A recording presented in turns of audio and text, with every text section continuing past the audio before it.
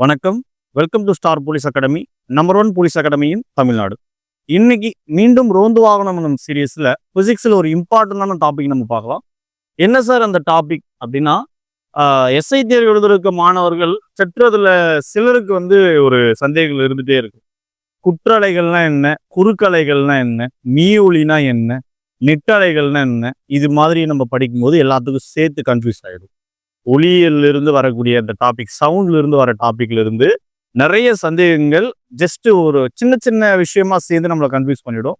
அதை ரொம்ப எளிமையா தெளிவா நம்ம புரிஞ்சுக்கலாம். வாங்க வீடியோக்குள்ள போகலாம். சவுண்ட் வேவ்ஸ் பத்தி நம்ம பார்க்குறோம். அதனுடைய டைப்ஸை பத்தி பார்த்துடலாம். ஒளியலைகள், அதன் வகைகள்.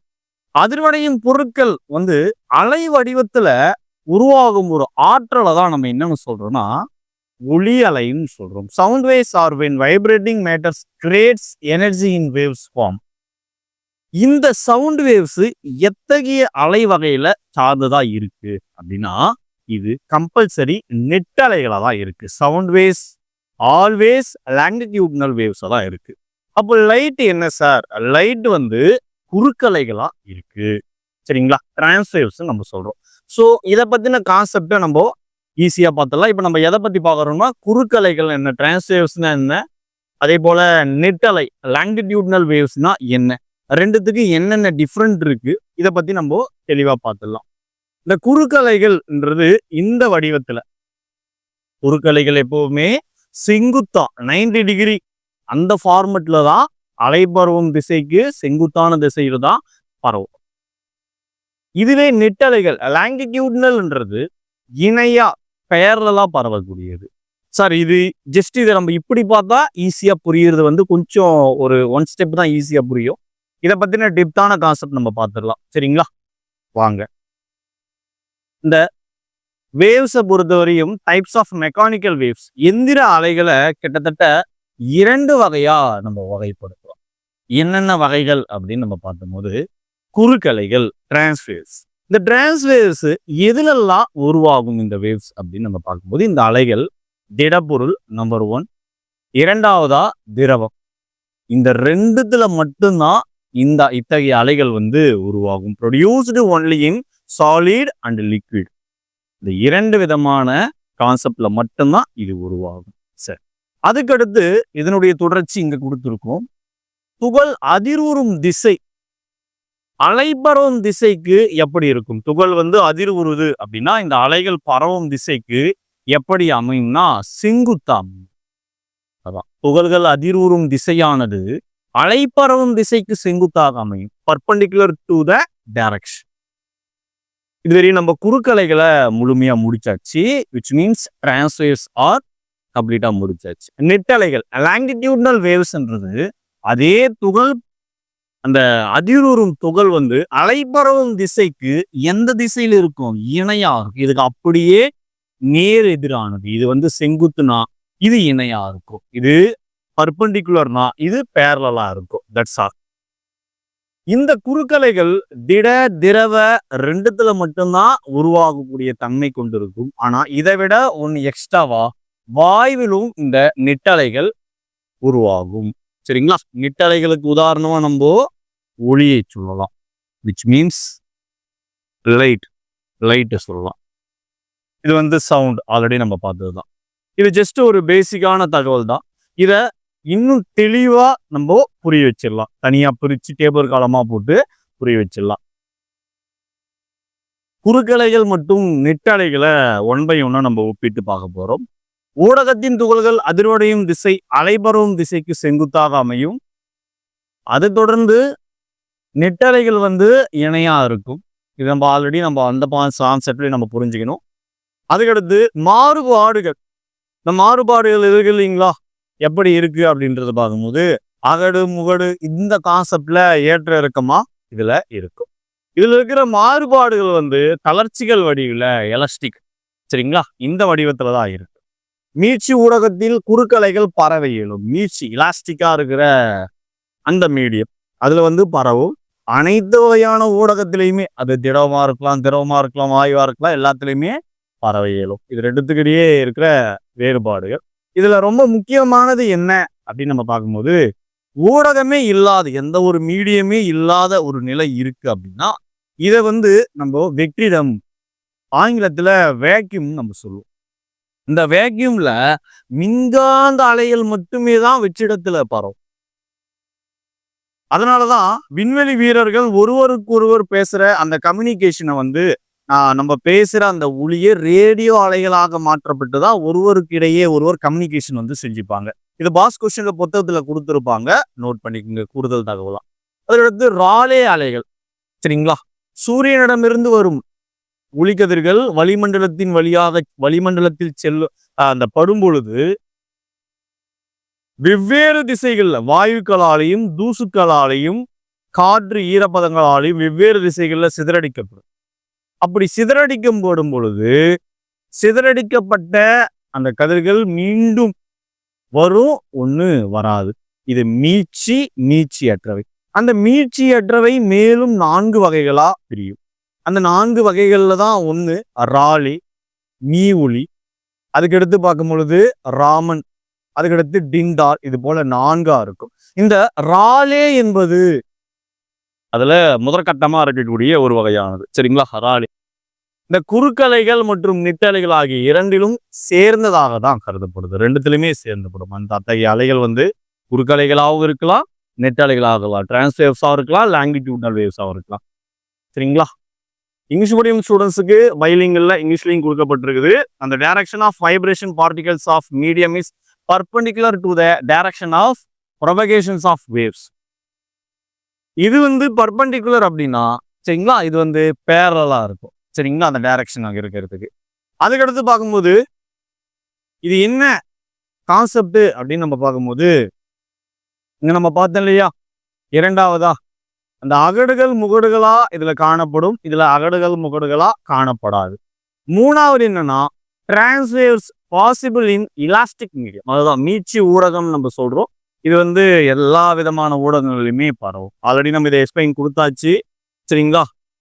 மீடியமே இல்லாதது, சரிங்களா, எந்த விதமான ஊடகமே இல்லாததான் நம்ம வேக்யூம்னு சொல்றோம். இந்த ராலி வேவ்ஸ் வந்து டிரான்ஸ்வேவ்ஸ் அந்த லாங்கிடியூடல் வேவ்ஸா கருதப்படுது, சரிங்களா? இங்கிலீஷ் மீடியம் ஸ்டூடெண்ட்ஸுக்காக பைலிங்கல் கொடுத்துருக்கோம். ஜஸ்ட் லைக் தட் நோட் பண்ணிக்கங்க. சரி, முடிச்சாச்சுங்களா? நெக்ஸ்ட்,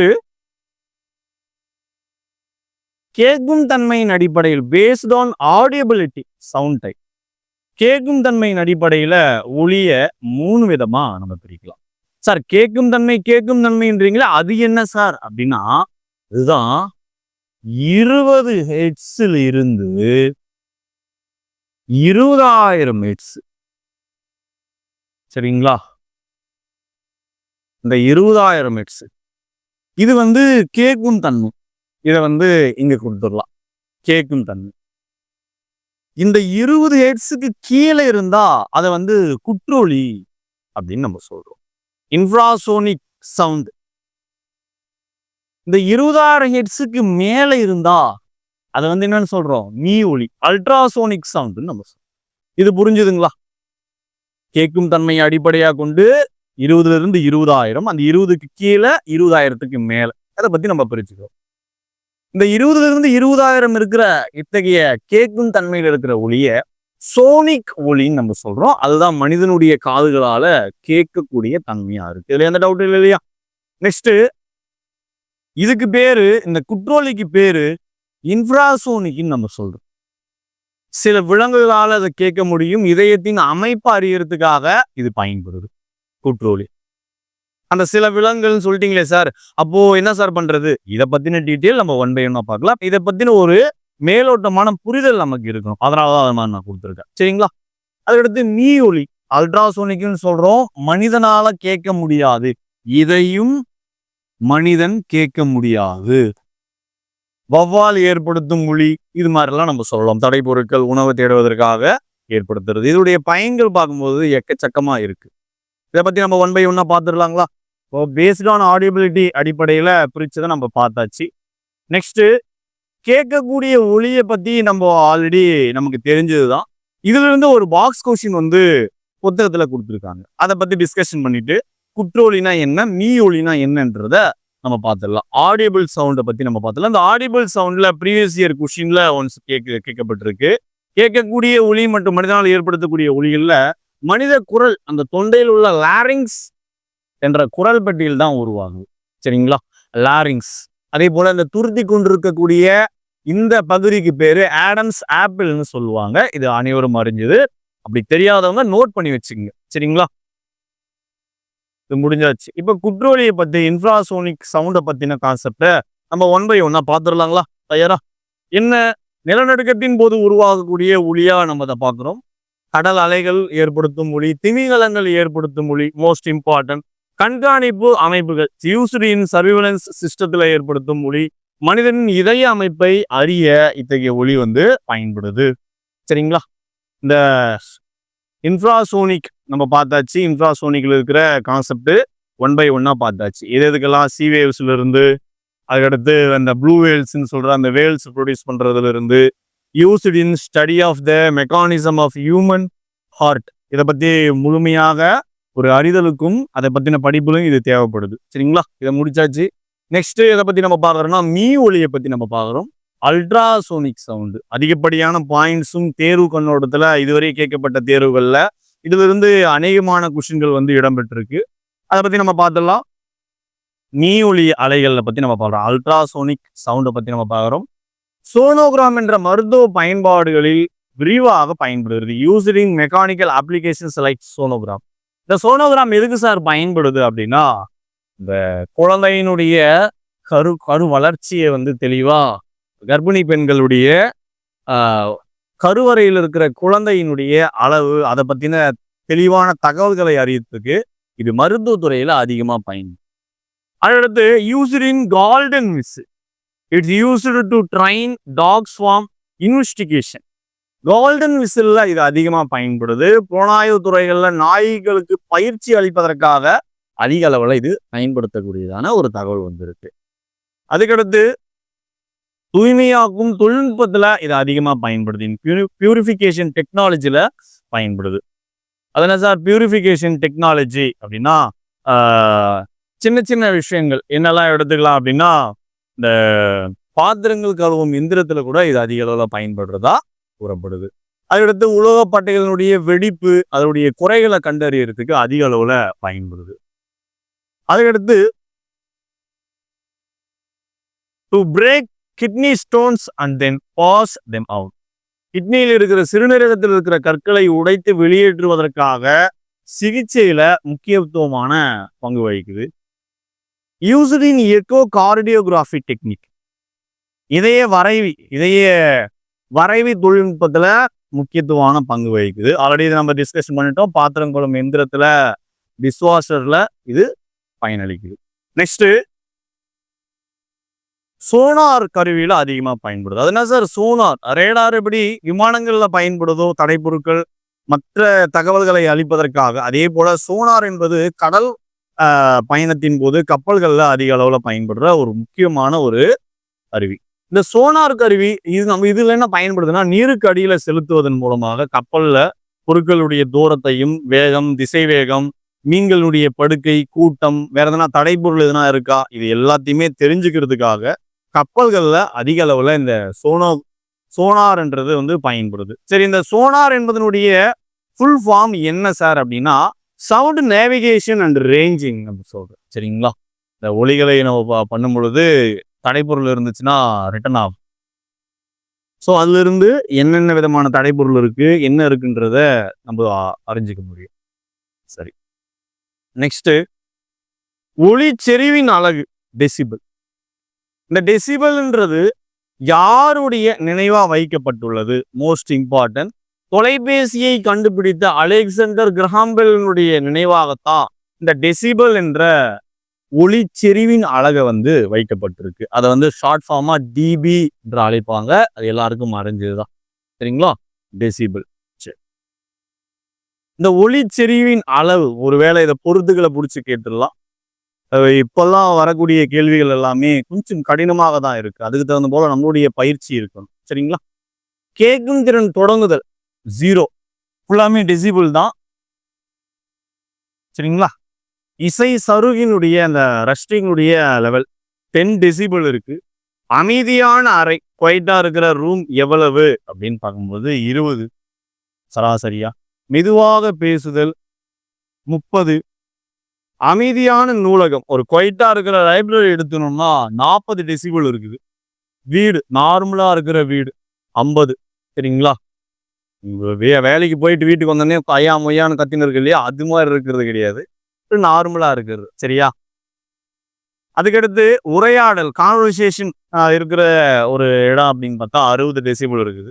நகர்ப்புற நெரிசல் டிராஃபிக்கா இருக்கிற இடத்துல ஒரு 70 டெசிபிளும், சராசரி ஒரு தொழிற்சாலையில் ஏற்படுற ஒலி 80 டெசிபிள் ஆகவும், சுரங்கப்பாதை ரயில் சுரங்கப்பாதையில் ஏற்படுறது 90 டெசிபிள் ஆகவும், குதிக்கலன் தொழிற்சாலை பாய்லர் அதுல 100 டெசிபிள் ஆகவும், ராக் பேண்ட் பெருக்கி 110 டெசிபிள் ஆகவும், குடையாணி எந்திரம் சரிங்களா, குடையாணி எந்திரம் இந்த ரிவர்டிங் மிஷின் இருக்கு இல்லையா, அது 120 டெசிபிள் இருக்கு.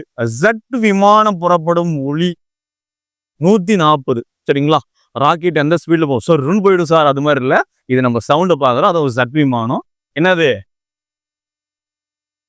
ஜெட் விமானம். ராக்கெட் ஏவுதல் சொன்னேன் இல்லைங்களா, ராக்கெட் ஏவுதலின் போது ஏற்படும் ஒலியை தான் நம்ம பார்த்துட்டு இருக்கோம். 180 டெசிபிள் என்ற அளவுல நமக்கு இருக்கு. ஸோ டெசிபிளை பத்தி நம்ம முழுமையா பார்த்துட்டோம். லாங்கிடியூட்னா என்ன, டிரான்ஸ்வேவ்னா என்ன, இதை பத்தின எல்லா தகவலுமே நம்ம பார்த்தாச்சு. ஸோ இன்னைக்கு நம்ம பார்த்த இந்த வீடியோ செஷன் உங்களுக்கு புரிஞ்சிருக்கும் நம்புறோம். தேங்க்ஸ் ஃபார் வாட்சிங் திஸ் வீடியோ. அது மட்டும் இல்லாம நம்ம ஸ்டார் போலீஸ் அகாடமியில எஸ்ஐ மற்றும் பிசி மாணவர்களுக்கு உண்டான மாணவ சேர்க்கை தொடர்ந்து நடைபெற்றுக் கொண்டிருக்கிறது. மேலும் தகவல்களை அறிந்து கொள்ள ஸ்கிரீன்ல உள்ள எண்ணை தொடர்பு கொள்ளவும். நன்றி.